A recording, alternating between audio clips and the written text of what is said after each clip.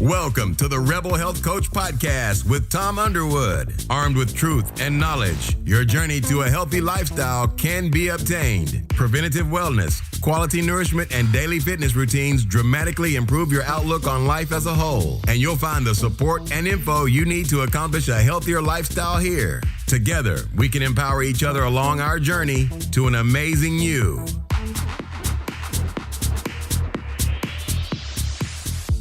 Dr. Selassie, welcome to the Rebel Health Coach Podcast once again.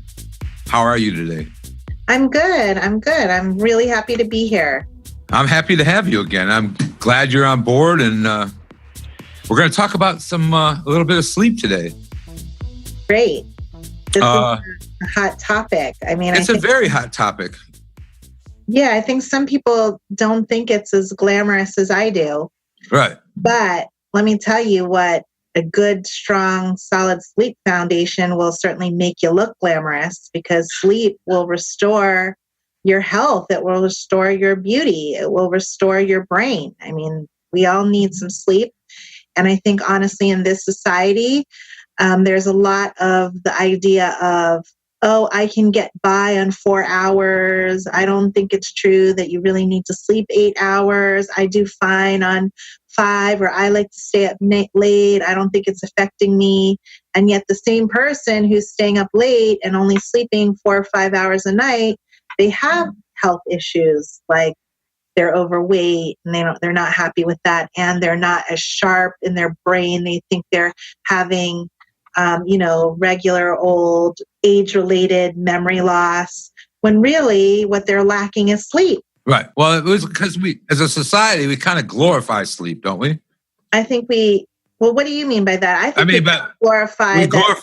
We glorify not sleeping. Yeah, exactly. Right. I think that too. We like, it's like a status thing. Like, I can work all night, and I built my business at night and did my job during the day. And, it's like this kind of, oh, wow. Right. Like he's so strong, or she's so ambitious. She didn't even sleep. And I think that that's kind of detrimental thinking. Right. And see, the other side of that coin are people who actually want to go to sleep and can't. Yeah. And then they're really frustrating. And that's painful, actually, because they're trying to rest and they're up all night and they're looking at the ceiling, and then they're feeling bad the next day, and they know why. And it's just, that's a whole other kind of miserable side to this. Or there's the people that can't sleep and are taking a pill to get to sleep. Yeah. And so we have a lot going on here. But also, let's talk about what actually happens when we're sleeping, because this is important. Because a lot of our body the good Lord made our body to sleep, to rest. Yes. And our body replenishes the hormones and some other things when we sleep. Absolutely. And, other things that we do during the day, like digest and move around, that's not happening. So the body is taking all that energy it usually puts towards digestion and towards moving your body around, towards restoring your body. And the only time it gets a chance to do that is when you're asleep, because otherwise you're thinking, moving around, being metabolically active. Right. But when you're sleeping, you're still metabolically active, but not as much. And the body, really, the immune system gets a real chance to reset and recharge. And like you said, replenish hormones and things while we're resting. Well, yeah, because while we're resting, our body repairs damaged tissues, and it also generates vital white blood cells for our immunity. So, that's something that we don't take into consideration when we can't sleep. We think, okay, sleep is just for me to feel rested the next day. But it's actually your body, our body does a lot of things while we're sleeping. Yeah. So let's talk about what exactly does sleep do to our mind and body. There's a couple different types. We have REM sleep and we have non-REM sleep. Right. So there's the person who, REM sleep it stands for rapid eye movement. And, if you ever watch someone in REM sleep, you can actually see their eyeballs kind of moving rapidly. And this is it's a deeper level of sleep, right? Right. And some people don't actually and it happens after a few hours. So you cycle. When you fall asleep, you kind of go through the first layer, then you go to a deeper layer, and REM sleep is one of the deeper layers. The first part of the cycle is non-REM sleep. Right. So some people and I think there's 4 different stages, right? Right. And if you don't reach that 3rd or 4th stage of deep sleep, you're actually really missing out on when the body starts to take over and restore you and start to remove toxins from your body and process thoughts and repair your damaged tissues and secrete, like you said earlier, secrete those hormones that don't get secreted during the day. Even making things like neurotransmitters. Your body will make like serotonin, for example, in the light, but melatonin in the nighttime. So if you're not actually even sleeping long enough, you might not reach that deep level of REM sleep. And then you're really missing out on the chance for your body to restore itself. Right. Since functional medicine is about the interconnectedness of our body and the systems in our body that all function together, let's talk about the interconnectedness, the things that we need to sleep. And I know a lot of people don't realize that they need a healthy gut to sleep. And I know I preach gut health a lot, but it's so very important in all aspects of our life, because not only does your gut cause disease, a healthy gut keeps you healthy. And and not only that, but 80 to 90% of our serotonin is in our gut. Yeah. It's like our second brain. And serotonin is like the seed or the precursor to melatonin, which helps us sleep. Absolutely. So let's walk through the process of what the gut and our microbiome have to do with sleep. So just to orient all you Rebel Health listeners, your gut that Tom's talking about is essentially this tube, this approximately 30-foot tube that you have from your mouth to your anus, and it's actually coveted real estate. The bacteria, the good bacteria, the bad bacteria, the yeast, parasites, protozoans, karyocytes are all competing for space in there. And ideally, as a human being, what you want to have is mostly good, friendly bacteria. When you have bad bacteria or you have yeast out of balance, that's where you get sick. And this microbiome, this collection of bacteria and yeast and protozoans and parasites and karyocytes and parasites are actually 10, if you count them up, there are approximately 10 trillion of those little guys, but our cells only have 3 trillion. Like in one human being, you only have approximately 3 trillion cells. So this garden you have has this huge power over your genetics. So the genetics that you're walking around expressing from your 3 trillion cells is actually not as powerful as the genetic expression of those 10 trillion cells, just via number. So that's how important your gut microbiome is. And your gut microbiome, unfortunately, in this day and age, in this country, the standard American diet, so like bread and sugar, basically, or flour and sugar, really promotes yeast, versus a healthier diet, which is full of vegetables and good, healthy proteins and fat, will encourage the bacteria, because the bacteria will digest those fibers. And so what happens is when you get out of balance, like let's say you're eating too much sugar and flour, first of all, the sugar is going to affect your sleep, but that could be a topic for later on. But, you start to get an imbalance in your gut. And then when you have an imbalance in this microbiome, you're not going to be creating some of the neurotransmitters that your gut creates. Like, for example, Serotonin, the one that you said is the seed to melatonin, you create that in your gut with bacteria and carbohydrates. And melatonin, which is created in the same way, but with darkness, in the darkness, is also stems from that. And then the other neurotransmitters, dopamine, GABA, tryptophan converting into 5-hydroxytryptophan, and things like, and then tryptophan, 5-hydroxytryptophan converts is the precursor to the serotonin and the melatonin, right? And then there's things like GABA, which I just mentioned, where GABA is the like calming down neurotransmitter.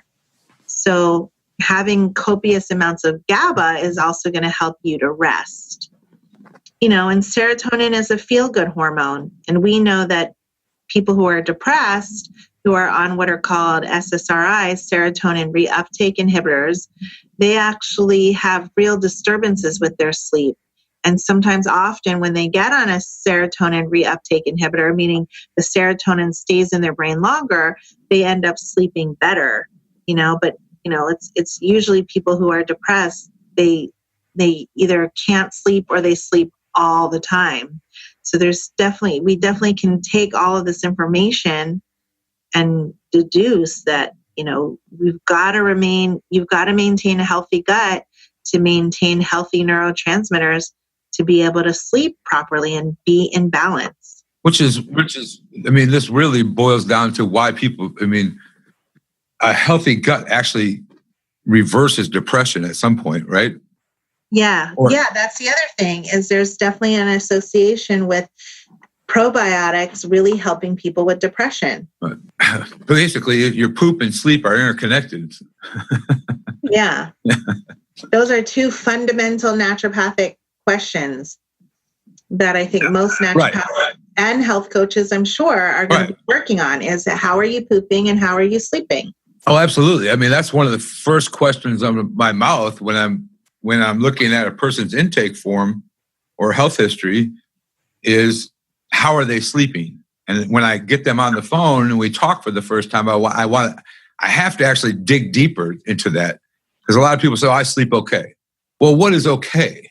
Mm-hmm. Okay to me is a good 8 hours sleep. Yeah. Okay to them.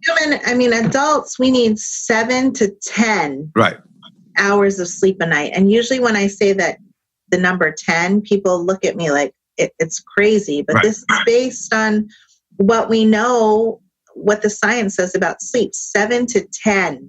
And most of us are not even getting 7. Right. Or maybe some of us are getting about 7, Right. And I know, like, I track my sleep through my watch, which is, so I get, like, last night was 6 hours sleep, and it shows a deficiency. It showed my phone actually tells me I was deficient for 15%. So, so now we have ways, like there's a ring out called the Aura Ring. Have you heard of the Aura Ring? No. That is actually, you wear, it's like a ring, and you put it on and it tracks your sleep and gives you a really good printout of it. It really gives you a good basis of what your sleep's like. Yeah, I know, like the Fitbits that count your steps. Right. They can also help track your sleep. Right. Let's talk about cortisol. I want to go dig a little deeper into cortisol levels in sleep, and cortisol is a stress hormone, but there's also part of the feedback loop for sleep, the rhythm, our circadian rhythm. Yeah. Can you just go through that a bit for us? Sure. Well, cortisol is the hormone that gets secreted by your adrenal glands, and it's the hormone that gets you going. So when you wake up in the morning, you get a general increase in cortisol. And for most people, it increases to around 8 a.m. And that's when it peaks. And then it slowly goes down until you go to bed at night. I think it kind of levels out around 2 or 3 p.m. and then it goes lower and lower and lower. And then you go to sleep. But us as, again, I think it's part of our culture, and in this country, we're definitely coffee drinkers in general, and we definitely are used to being in a stressed out state, so much so that stress is actually normal for us. But unfortunately, when you're stressing out, you get another surge of cortisol. So, your cortisol level might peak at 8 a.m., but instead of going down, the graph little by little, you get a bill in the mail or a traffic ticket, or you see your boss walk by your cubicle, or your child, misbehaves or whatever, and you secrete cortisol levels, more and more cortisol during the day, that the level doesn't quite taper off as it should. And then if you add stuff like caffeine from coffee, that will also increase your cortisol level. So we're walking around, us human beings, as with higher levels of cortisol than we really have any business secreting. Right. And then what happens with some people is eventually this high cortisol during the day, they'll have a high cortisol during the day, and then it'll just kind of drop, and then they'll be almost exhausted all the time. Like we talked about that last time, chronic fatigue. Sometimes your adrenal glands are just exhausted and can no longer secrete any more cortisol, and so you're always operating at a lower level of cortisol. So that's one thing that can happen. You can just feel exhausted all the time, and sleep does not seem to really restore you. The other thing that can happen is you're squirting out cortisol all day, and your body's still doing this, but then it sort of tapers off during the night, but then you kind of get this second wind, because your body is like, even though, his or her cortisol has tapered off, she's still going, she's still thinking, she's still writing emails, she's still working, and the body will give you another cortisol surge, and then you get that 10 p.m. second wind, and then you're like, okay, it's time for me to wind down, and midnight passes and you're still feeling awake, but really your body's ready to sleep, but because of the cortisol surge, you're feeling, your sleep gets really difficult, Yeah, exactly. I mean, I am this is a perfect example of the way I have been for a little while, and I've just recently got to a point that I can actually sleep now. But I was on an SSRI, and I took myself off. I weaned myself off of it. But during the weaning process, it was a point where I would stay up. I would just sit there in bed and can't fall asleep. But here's a problem. And this is, a lot of people do this when they can't fall asleep. They get up and do something. Exactly. And what happens then is your cortisol goes up, because it thinks your system thinks you're going to be awake. So your cortisol spikes because, hey, it's time for me to get up and do stuff, because you started getting up and doing stuff. Yeah, exactly. I had a patient, and she said to me, oh, I'm having such a hard time falling asleep. I try to exhaust myself to sleep. So I'll be tired, but I'll pull out the bucket and the mop and start mopping the floor, because she's trying to really tire herself out. But it doesn't work that way, because if you're tired and you start mopping the floor, then your body says, oh, she's not ready to sleep. She has to mop the floor for some reason, and we, as her body, we support her. So let's secrete some more cortisol, and then you're really in trouble. Right. And the other thing is that, and one of the reasons I actually address sleep with my clients right off the bat is because if you're not getting a good night's rest, it's going to be harder for me to reverse any disease in your body. It's going to be harder for me to help them lose weight because of the sleep itself. There's a lack of sleep. Yeah. And like we said in the beginning of the podcast, sleep is really where you restore yourself. It's where you detoxify. It's where you secrete things that you need, like growth hormone. Your body sort of does all the things that it can't bother itself with when you're awake, because when you're awake, it's really working on helping you digest, helping you to move around and, do the metabolic functions of daily living.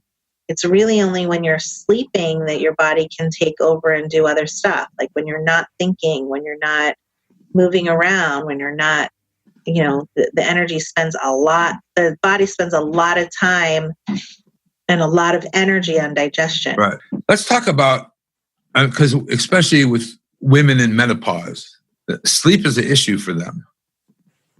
Yeah. So with women in menopause, it's a little, okay. So wow, there's so much on sleep. We could do shows on sleep, but basically what's happening with women in menopause is, so as a menopausal woman, or as a woman, and even men, but mostly as a woman, you secrete progesterone and estrogen. And estrogen is the female hormone, and progesterone is the hormone that goes up when you are pregnant, for example. But you're secreting both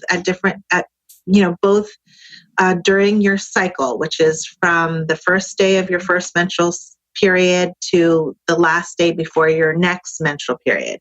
But what happens with menopause is you start to lose these hormones. You start to lose your estrogen and progesterone. But with menopause, the first one you start to lose is progesterone. And progesterone it's the pregnant hormone. It's the hormone where you sort of sit and you're satisfied and you're happy and you're able to sleep. And that's why menopausal women, some of them go through a rough time. It can be emotional for them. They can get irritated quicker because they're losing that hormone that helps keep them satisfied and helps them to sleep. So if they're not feeling satisfied and they're feeling like they can't get a good night's sleep, they're going to get irritated. And then that kind of spurns out more. Then you're not making enough serotonin, which is the seed to melatonin. And then it's sort of feeds on each other. And then sometimes when you lose progesterone first before losing estrogen, we live in a very estrogenic society. So most of us already have too much estrogen. And then that makes you even more estrogen dominant. So there's just other things like obesity becomes harder to get rid of. You can be more toxic. You can, everything sort of compounds. And then if you're not resting and you're not restoring, there becomes like a deficit every single day. And it's just one thing building on top of the other. So as naturopathic doctors and as health coaches, a lot of times some little lifestyle shifts is all that's really needed to kind of change things around, Let's talk about like sleep hygiene. Let's go into sleep hygiene a little bit. Yeah. I mean, some of the things that I've recommended in the past for is blue light blocking glasses at night. One of the big ones that helps a lot with my clients is adjusting your temperature down in your bedroom. Because really the purpose of your bedroom is for sleep. Yeah. But so many people put the TV in their bedroom. Yeah. Or some people use their bed as, an office desk.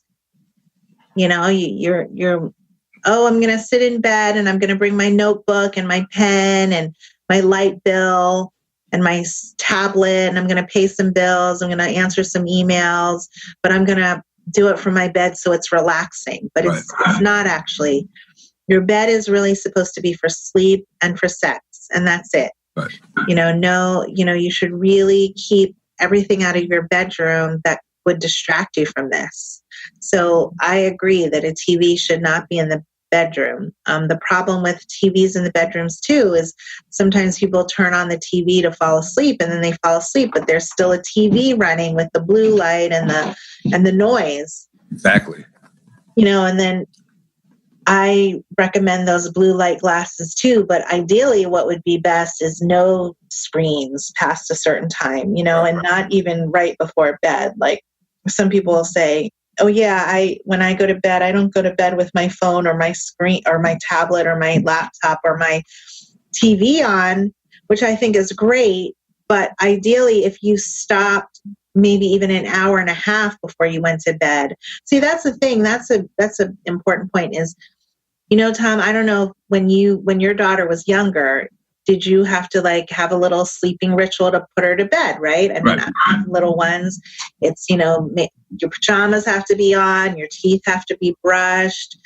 Maybe we're going to read a bedtime story. It's the same thing with us adults. You have to put yourself to bed. It doesn't just like you run around, answer some emails, mop the floor, and then drop in your bed and you're asleep. It doesn't work like that.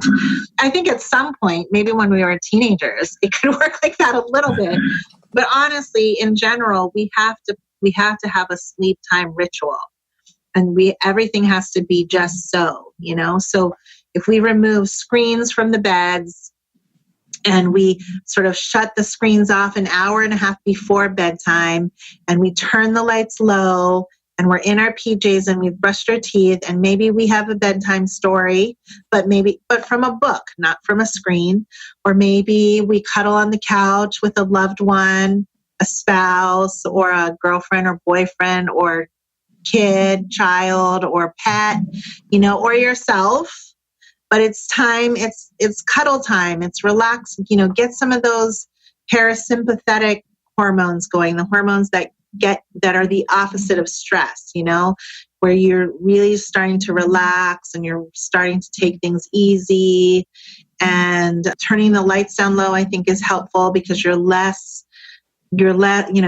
stimulation, you're less likely to notice something that you have to do. It sends a message to the body. And then you might even want to drink something like a sleepy time tea, a chamomile tea. Oh, good point. And you might want to, like I have 5 loud children. And at some point I say, okay, it's shh time, it's quiet time. And they have to really listen? Not all the time, but, but you have to, sometimes it's frustrating, but the point is you have to try, you have to try, and you have to teach them these habits that if it's quiet time for them, it's quiet time for mommy and daddy too, and creating that sort of ritual is going to be really, really important for getting you into bed. It's turning on a message. It's, we work on those circadian rhythms, and we're not, that's the other thing, is we're diurnal in nature as human beings. We're not nocturnal. If we were nocturnal, like an owl or a rat, then we would do a lot of activities at night. But we're diurnal in nature, but yet we don't expose ourselves to natural light. A lot of us are only exposed, or maybe both exposed. We're exposed to electricity way after bedtime. So the lights are on, maybe all the lights in your house are on, you know what I mean? And we don't even know when sunset occurs. We just look out the window, oh, it's dark already. And so we don't have that natural, if we were all living outside or living more in nature or living without electricity, there would be more of a natural wind down time. Sunset's here, so it's time to calm ourselves down. We don't have that message oftentimes. We're in our apartment or house, whatever. And then we might shut the curtains, but it's still bright inside our house. So there's a real disconnect there. And all of this has to do with sleep hygiene and getting you to sleep well.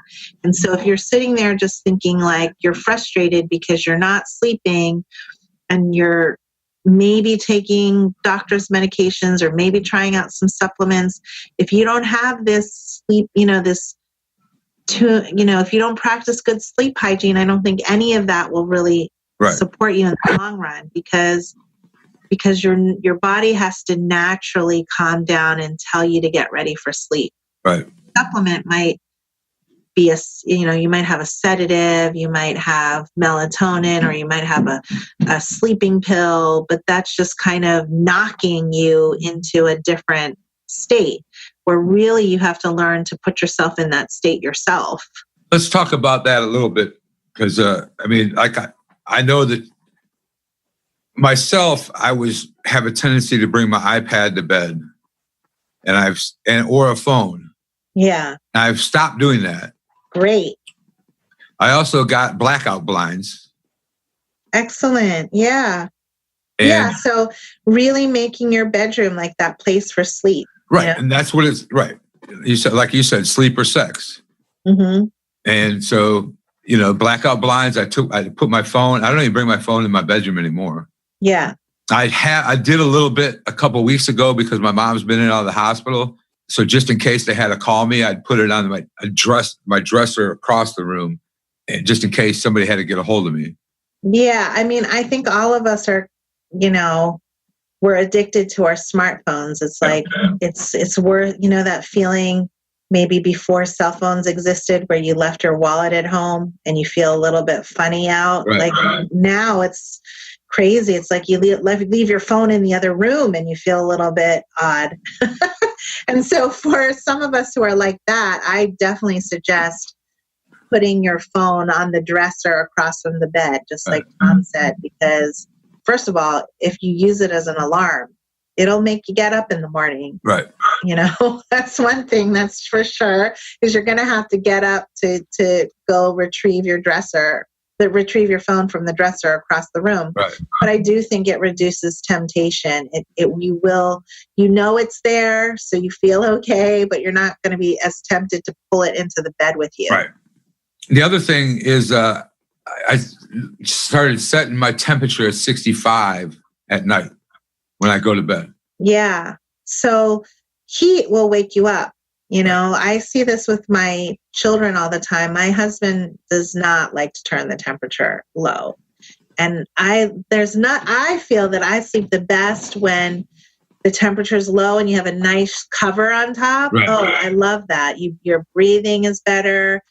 But I noticed that my husband keeps our house kind of hot, and my children, my children can sleep really well, but even when they're hot, I noticed if they're sweaty, they start kicking the covers. They're rolling back and forth trying to get the covers off, and they have little beads of sweat on their head. Right. And I know it's not the same as sometimes when you see them and they're just knocked out, So I think that's absolutely right. If you can keep the room at a cooler temperature, and these days they have these beds that you can even buy that are temperature regulated. I'm sure they're thousands of dollars, but this is why, because it's based on the research. Oh, and you told me about this chili pad. The chill pad. The chill pad. Tell me about it.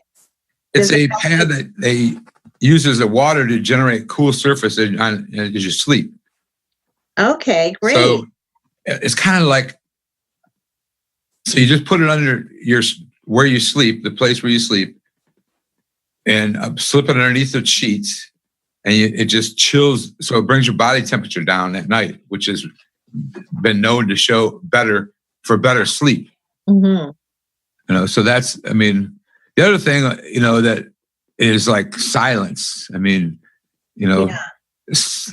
Let's, like goes along with turning your TV off or not having your TV in your bedroom to begin with. Yeah. But also, I just recently purchased a thing called the Huzo, and I'm going to have the gentleman on my podcast coming soon. But the Huzo does binaural beats. Yeah, binaural beats. Yeah. And yep. You can even just turn on YouTube and binaural beats into the. Okay. But then you have a screen. Then you have Then you have your phone in your bed. But you can, experience binaural beats for it can even help you with managing pain like that. So. This Huzo has changed my life. Oh, wow. And I reached out to him this week about being on the show, but you put a pad on your wrist, both wrists, left and right wrist, and a pad on your ankle. So these are acupuncture points, supposedly, the wrist and the ankles. Uh-huh. And you put these things on your wrist and ankles, and it plugs into this box, and you plug your headphones into the box. And those pads, for 30 minutes, you get this binaural beat.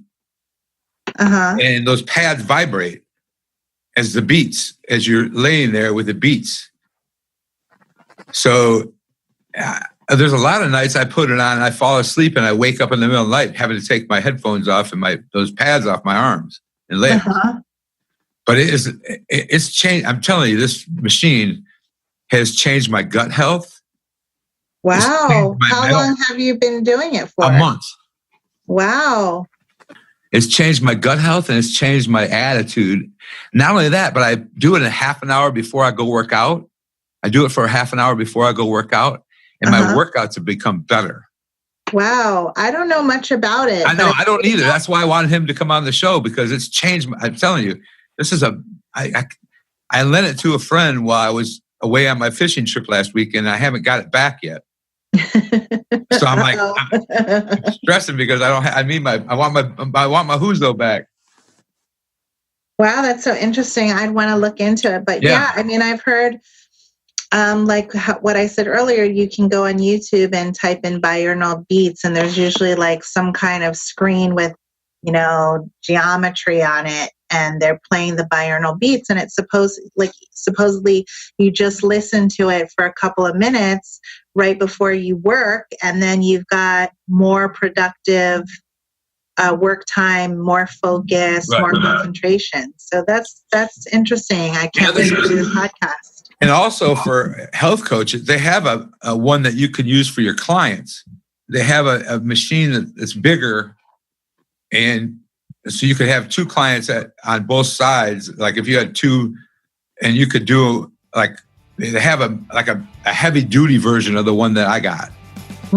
For clients, for like if you're a doctor or you have a clinic or you have a say you have a massage therapy studio, or they can do this for half an hour. It's crazy. It's really crazy. Wow, interesting. And now for some general housekeeping. First things first, if you enjoyed this episode, please take a minute, go into your app and rate and review this show.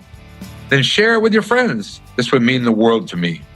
Next up, to join my mailing list for newsletters and other emails, text RHCP, Rebel Health Coach Podcast, RHCP to 22828. Again, text RHCP to 22828. I promise not to send you endless emails. Believe me, who has the time for that? Now, to grab a free 20-minute consultation with me, go to my website, and on the homepage, at the bottom is a red button that says Book Now. Click it and schedule your consultation with me. I will have you fill out an intake form so that during our consultation, we can discuss what I can do for you and also see if we are a good fit to work together. You can find the link in the show notes also. Thank you and enjoy the rest of the episode.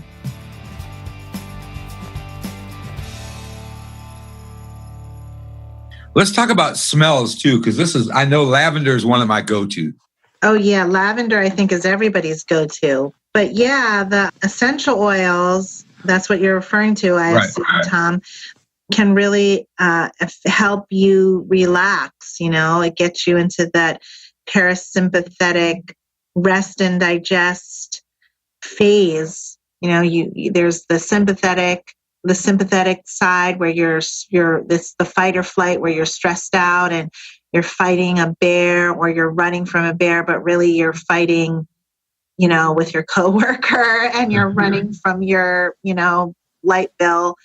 And the rest or digest is the parasympathetic response where you're resting or digesting. That's why, we talk about sleep hygiene now, but that's why the word sleep hygiene also comes from food hygiene, because people, or eating hygiene, I should say, because you really need to stop. This is a whole other show, but just like eating on the run is terrible for you because you're not getting in the parasympathetic response. Trying to sleep when you're stressed out doesn't work. So essential oils like lavender especially can really help you get into that mode, can really help you relax. Smelling the essential oil affects the limbic system in your brain and then in turn turns on the parasympathetic response. And these days, like I like to use some of these essential oils now. These essential oil companies come out with combinations. I mean, you can make your own combination, but one I use is like called Calming Blend, and I honestly don't even know what's in it, but I know lavender's in there, and I find it really, really helpful. Right. You can put it on a diffuser, which is like a little contraption that kind of pushes steam through it so it goes throughout the room, or you could just drop a couple of drops on your pillowcase. Yeah, I put a lavender on my pillowcase, and I also, like, when I'm sitting in here working at night in my office, that's one of the problems of having an office at home, is that I sit here and work till like 10 o'clock. Yeah. But when I get to 10 o'clock, I'll bring in my lavender and put it on my wrist and just smell it as I'm finishing up. So when I go to bed, I'm calmed down. Oh, that's great. So that's like part of your sleep time ritual. Right. Yeah, totally. Now let's talk about like limiting fluids before bedtime. There's some other things you can do.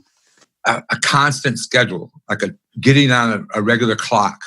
So your circadian rhythms can operate off your clock. So you want to try and go to bed at 10 o'clock, or you want to have a set time that you're going to go to bed. Yeah, I think that's really important. Even on the weekends. Right. Like you go to bed at the same time and you wake up at the same time. And I always advise my patients, this is a good sleep hygiene tip, is to set the alarm to go to bed. Oh, yeah. Your alarm goes off at 9. That means you have an hour to get in your PJs, brush your teeth, have a calming down ritual, drink some sleepy time tea so that by 10 o'clock you're in bed. And I think because people do get that second wind, and with the timing of sunset and electricity and all that stuff and sunrise, I think that 10 p.m. is a fairly reasonable time for us as humans to shoot for. Right. I'm pretty you're gonna have exceptions to that when you have Aunt Joe's party or absolutely. And honestly, I don't myself. I shoot for 10, but I usually am proud of myself when I'm in bed by 10:30. Right. And I always thought of myself as a night person, because even as a child, I could stay up. But I want people to try on the fact that they're not really night people, that they've just kind of are getting that second cortisol wind, and that maybe if you tried going to bed early, even on some nights, really tune in and see how you feel. Like I have a friend, and every Wednesday, their whole family, they call it like go to bed early Wednesday or something. Their whole family tries to go to bed at like 8 p.m. And they don't always make it. Sometimes it's 9 p.m. But in general, she's getting a couple more hours of sleep than she would normally. And she really notices a difference. I notice a difference too. Like if there's one day where I really get to bed earlier, then I feel much better the next couple of days, especially if I've been not getting enough sleep. And that's enough testimony to tell me that even if you get more sleep randomly, like if I want you to shoot for the same time to go to bed and the same time to wake up, but if you can get a couple hours extra in, then you're making up for any sleep debt, which is a real thing, sleep debt that you've incurred over time from the past. Another thing is that I also encourage people to consider going to bed early as better for you than sleeping late. Right. Because like we were just saying, is your circadian rhythms are very much in tune with sunrise and sunset. And I think that already as a whole society, we have shifted to sleeping later. And it's way more common for most people to go to bed way hours and hours past sunset, but not as efficient if you go to wake up hours and hours after sunrise. People who get, like, let's say you get 8 hours of sleep from 10 p.m. to 6 a.m. It's not the same as if you go to bed, if you get that same out of 8 hours, like let's say you go to bed at 3 a.m. and you wake up at 11 a.m. People doing that are not as healthy as the people who are going to bed earlier. So I guess what I'm saying, take home message, go to bed and wake up. Try to go to bed and wake up at the same consistent time every day. But if you want to catch up on your sleep, go to bed early. All right, let's dig into, I wanted to touch base on insulin and blood sugar and sleep. Yeah, that's a whole other aspect. That's really important. If you don't have balanced blood sugar, your body sees that as an emergency. And if your blood sugar is really low, for example, at night, you're going to wake up because your body's wanting you to go to the fridge or go out to the field and pick some vegetables and eat them. Like that's what your body wants. Also, if you have consistently high blood sugar and a lot of insulin swimming around in your blood, that can contribute actually to low blood sugar at night. And then you get into what's called gluconeogenesis. So the diabetic who's saying that they're always waking up into high blood sugar, that's actually what's happening, is they're having too much insulin swimming around in their blood, that all their blood glucose gets eaten up. And then in the morning, they're waking up with very high blood sugar, and then they're not basically it feeds each other. So if you're not getting enough sleep, there's going to be a higher chance of you developing something like diabetes. And then conversely, if you're going to bed without a balanced blood sugar,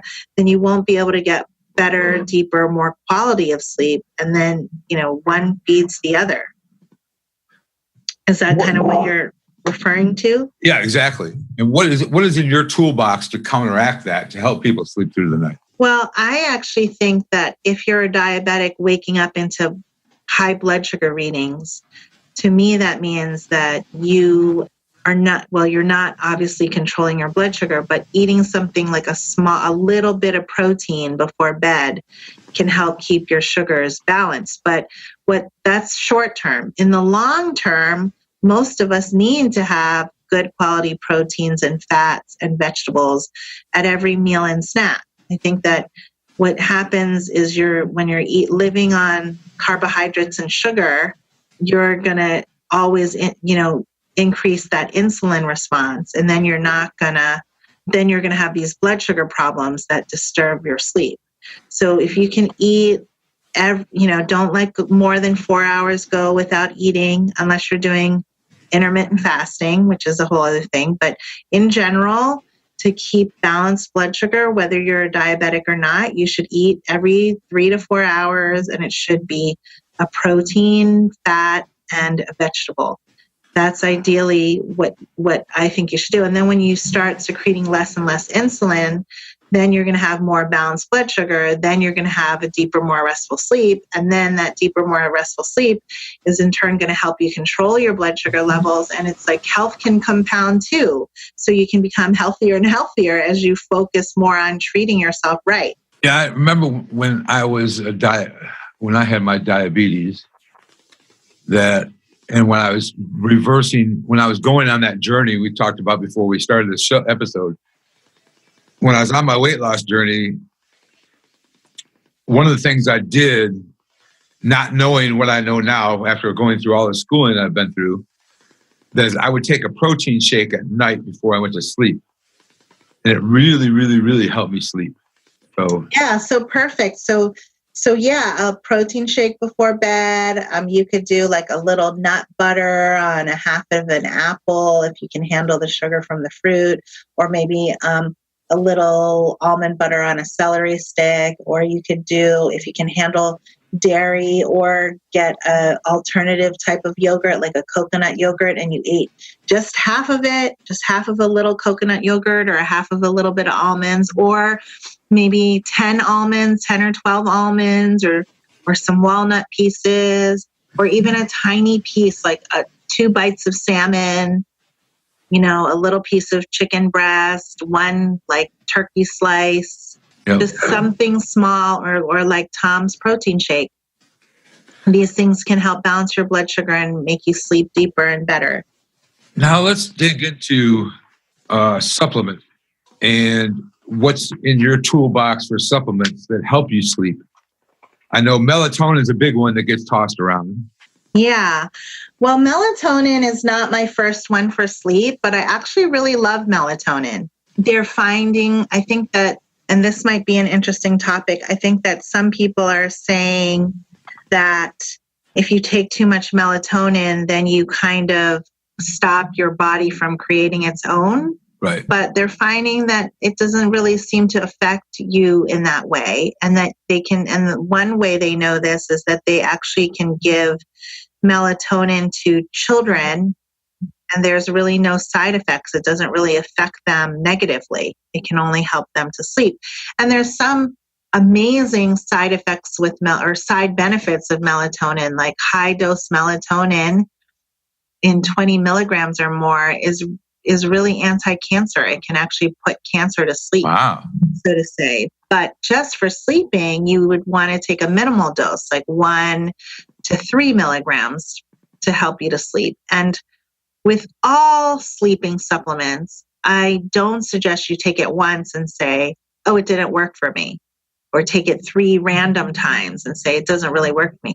You really have to just like you need to consistently try to get yourself in bed by a certain time and wake up at a certain time, you should also take some sleep supplements regularly before you can, for at least, I would say at least 3 weeks before you can say it does or does not work for you. I usually don't necessarily start with melatonin though that's a typical one that we all hear about. I'll usually start with something as simple as magnesium. Because magnesium, it's the number one human deficiency. So most of us need more. And magnesium can help our minds quiet down. It can help us handle stress. It can also help our muscles relax a little bit. And I think that if you can kind of relax your muscles and if you can unwind and handle stress and correct a nutritional deficiency all at the same time, that would be awesome because it's minimal intervention. It's actually giving your body something you need. It's like, I don't like this expression, but it's like killing, what does it say? Killing 3 birds with 1 stone. You know, it's like you're addressing multiple things if you can use something like magnesium. So I usually like to start there because I think that sometimes that's all it is there's a lot of tension, there's a lot of stress, and there's not enough magnesium. So I usually go with magnesium first. Sometimes even before melatonin, I'll encourage herbs. Like there's so many herbs out there that are sedatives. They'll help get you in that mood, you know, that mood to sleep, like valerian, hops, passion flower. Those are actually calming herbs. But sometimes even you might want to do some herbs that nourish your adrenal glands, you know, the ones that can blunt your cortisol response, like ashwagandha, licorice, deglycerized licorice, because it will raise your blood pressure if you don't get the deglycerized kind. But licorice, ashwagandha, holy basil, these herbs nourish your adrenal glands. And sometimes it's just that your circadian rhythms and your cortisol levels are way off, and getting those back to normal can really help you to sleep at night. Even something like another one that nourishes the adrenal glands is rhodiola, but typically I'll encourage people to take rhodiola during the day, and they'll find that they have a more focused and calm day, so that at night it's easier for them to go to bed. So I usually start with magnesium and then herbs, even before I'll go to melatonin, you know. And again, I think of melatonin as really like a hormone that's putting you to bed. So again, if you don't have all that sleep hygiene in place, I just don't think the foundation for sleeping in the long run over the lifetime of your life is really going to help you unless you have all these other things in play. I was reading an article this last week about melatonin supplementation, and what to your point about that it does, our body stops secreting it. The article That's true too. Yeah, you're after a certain point, you're not making as much melatonin as you once did. Right, and they were talking about that it downregulates the receptor sites, melatonin. So that's like basically it was so that the key is there, but the lock isn't on. You know what I mean? Okay, so you're saying that it downregulates the receptor sites so that you need only a little melatonin rather than needing more. Right. Okay, that's interesting. But I don't know if there's any scientific studies behind that. It was an article I was reading. Yeah. It was actually... There are a lot of scientific studies on melatonin. Yeah. I don't think I've really read about the one of how it really works. And is that a dangerous thing? I don't think so. Yeah, I haven't read anything dangerous about it, but yeah, I think that's... I think one of the danger ones is 5-HTP if they're on an SSRI. Right, absolutely. So 5-HTP is from tryptophan, which tryptophan is an amino acid, and then it turns into 5-HTP, and then it turns into serotonin, and then serotonin, or it can make melatonin in the darkness, serotonin in the light. And if you are on an SSRI, a serotonin reuptake inhibitor, which is in general a lot of the antidepressants that are on the market, and you take 5-HTP, then you will create more serotonin, and then you might have what's called serotonin syndrome, where you're making more serotonin, and you're also artificially stopping the serotonin from decreasing. So you get too much serotonin, and that can be a terrible thing. Right. It's very rare, but we have to be careful. So you don't want to take 5-HTP or like St. John's wort, which is another natural serotonin reuptake inhibitor, when you're on an antidepressant. GABA is one. I like GABA. Yeah, GABA. I had a really good experience with GABA. I should maybe take some now, but I'm a mom of 5 and have been pregnant or nursing sometimes through the night for the last, 15 years. And I think somewhere along the line, maybe after my second baby, I took GABA, and boy, did I have a nice, deep, restful sleep. I think a supplement company gave it to me as a sample, and I tried it, and I don't know why. I should probably consider getting on it, because GABA really is a great neurotransmitter. It helps calm you down, helps you to handle stress. Yeah, I like GABA. I like tryptophan by itself. I'm not a big fan of 5-HTP as much as I am the GABA. Why is that, Tom? I don't know. I didn't have much luck with, like I said, I was taking myself off. I was weaning myself off an SSRI, and I just didn't like maybe because maybe it's because of the SSRI and the 5-HTP, the serotonin syndrome part, maybe. I just didn't have a good reaction while I was doing that. So I kind of went to GABA, and I really like my GABA. I really do. And what's your experience of it when it's like happy. It makes me happy. Yeah. To me, when I took it, I just felt rested. Yeah. But I like melatonin too. Like, melatonin will make me fall asleep for sure. And maybe it feels a little stronger than GABA. And maybe that's why I am thinking I should do GABA versus the melatonin. I like valerian too. I think it's good. It's real. Passion flower is a big one for me too. Yeah. Valerian's real stinky though. It smells like stinky feet. Like it really does. Have you ever smelled it, Tom? It's real. It's horrible. Just warning you all. In a capsule or in a liquid, you can smell it a mile away. It's not just stinky feet; it's strong stinky feet. But that always makes me laugh. Yeah. So honestly, I and this is something that I've played around with, because sometimes I have my human guinea pig for myself, for my clients, evidently, or eventually for my clients. But I read an article about progesterone cream. So one of the things I was doing when I was weaning myself off the SSRI was rubbing progesterone cream on my inner arm here before I go to bed. What was that like? I mean, I've never really given progesterone cream to a gentleman before. I've given it to that menopausal woman. Right. Because for sure, that's why it's happening. And she's having too little progesterone. I would just use a squirt. I wasn't using a lot. So I'd squirt it on my arm, rub it in, and it was calming. Yeah, and that's what that hormone does. Okay, interesting. And I was reading an article on it, and I was like, I'm going to try it. So I went to the article had some that was available on Amazon. So I went to Amazon. This wasn't made by a pharmacy. It was made. It was from Amazon, and I bought it and had it shipped here, like Amazon Prime, like everybody else. And I started rubbing it on my inner arm, and before I go to bed, and it just calmed me. Just that with the GABA and a little melatonin, I had like a cocktail going. So I have a question from the listener that I wanted to address before we close out. She said, she's waking up every 2 hours and sleeping great the next night. No pattern, no change of routine.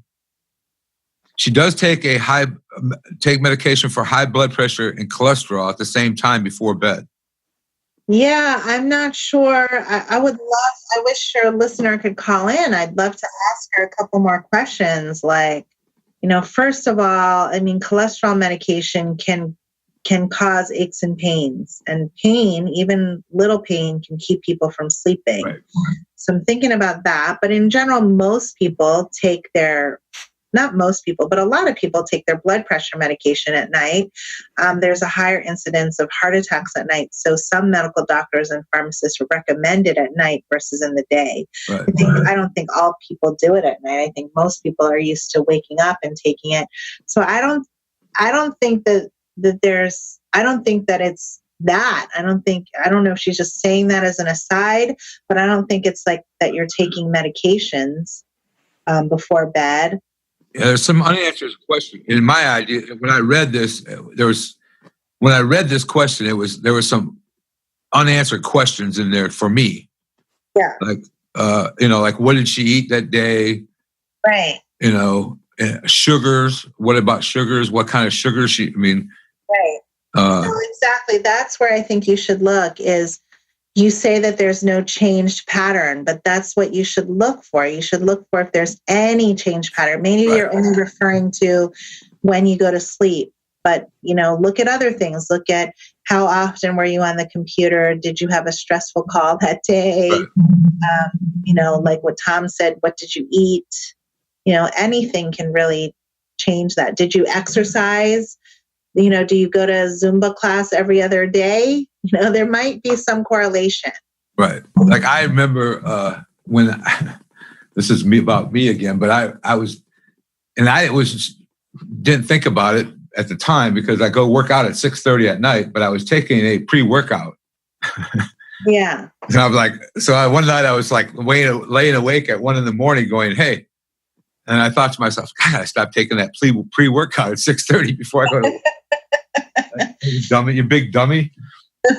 No, but you're not a big dummy, Tom, because I did the same thing one time. The licorice that I had mentioned.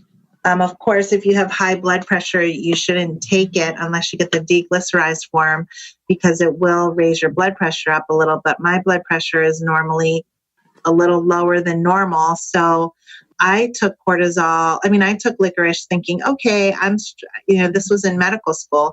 I was thinking, cortisol is going to help me because I'm stressed out. I'm in medical school. I think it will help me with my adrenal glands. But and so I was taking it at night thinking like it's calming. But actually what it does is it increases the half-life of cortisol. So it kind of makes cortisol more powerful so that you don't secrete more, but that should really only happen in the morning. And so I was drinking licorice at night, every night, and then not sleeping. And then when I switched it to taking it in the morning, then I was sleeping great. Okay. And I had lots of energy. So I don't think that, you just gotta look. You gotta take a look at what you're doing. Everything affects you, and you have to really sometimes get in tune with it. You have to ask yourself. The other thing I really like is CBD. Oh, yeah, that's great. So that helps. CBD helped a lot. Yeah, so CBD is cannabidiol. It's the part of the cannabis plant that is not psychoactive. And what these cannabidiols do is they bring your body back to homeostasis, back to balance. So a lot of us who are not sleeping, it may have started with something like pregnancy. Like, for example, with me, my sleeping got really bad after I had my children, and then it just went on from there. I'd be pregnant and not able to sleep. Then I'd be a new mom with a new baby and not able to sleep. Then a new mom with a bigger baby that's nursing in the middle of the night. Then a mom with bigger children that are leaving their bedrooms and coming into your bed at night. and so I really think that my sleeping patterns took me way out of balance. But when you take CBD, it kind of brings you back to where you were before. I just got through watching the webinar you did. Oh, great. Thank you for watching it. Yeah, of course. Maybe we should do an episode on CBD sometime. Yeah, I'd love to. It's been a while since I've done CBD. I did one with Dr. Cabral, Stephen Cabral. Yeah, I mean, there's always so many different, some people say I'm an expert on CBD, but like I have listened to many doctors talk about it because we all have our different takes. Right. There's always more information about the same topic that you can glean. And there's more and more research coming out because I think there is such an excitement surrounding it. So I would love to do a CBD talk with you, Tom. Okay, good. All right, let's wrap this up. And I appreciate you coming on once again. And I love it when you come on, and it's always good information, and you're so chill. Oh, thank you, Tom. And I think I asked you this question the last time. What album or artist would you listen to if you had a few minutes to chill? Yeah, last time I said Bob Marley. Yeah. Of course, that's a good go-to anytime, though. Yeah, that's a good go-to anytime. If I had to chill, I think lately my house is so noisy with my 5 loud daughters, and half of them, or at least the 2 older ones, are into hip hop, and my younger ones are into like pop music. And so I don't really have much space for music anymore, but I do remember, or most recently, I went over to a friend of mine's house, and she had a massage therapist had just left her home, and the massage therapist had turned Enya onto her like her cable TV. It was like an Enya station. At first, it honestly made me laugh because, when in the 90s, I think we associated Enya with like the new age movement, and it's kind of cheesy. But boy, I started to really dig it. I started to really sit there, and I was like, wow, I can kind of chill out to this. So I don't know, Enya is what comes to mind right now. Oh, that's funny. All right. Thank you so much. Thank you, Tom. I really enjoy being on your show. Yep. It's a pleasure having you. Anytime. Thanks to all the Rebel Health listeners. Thank you for joining in today with the Rebel Health Coach, Tom Underwood. And be sure to subscribe to the show so you can catch all the episodes. With desire and commitment, you can implement a lifestyle of wellness and fitness. For the support, encouragement, and tools you need to be successful, visit tomunderwood.net.